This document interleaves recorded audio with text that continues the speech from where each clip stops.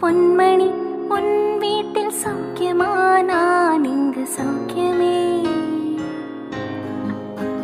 உன்னை எண்ணி பார்க்கையில் கவிதை கொட்டது, அதை எழுத நினைக்கையில் வார்த்தை முட்டது.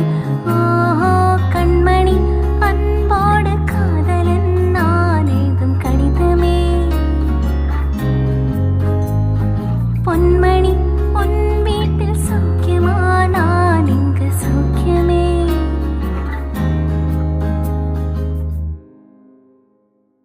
உன்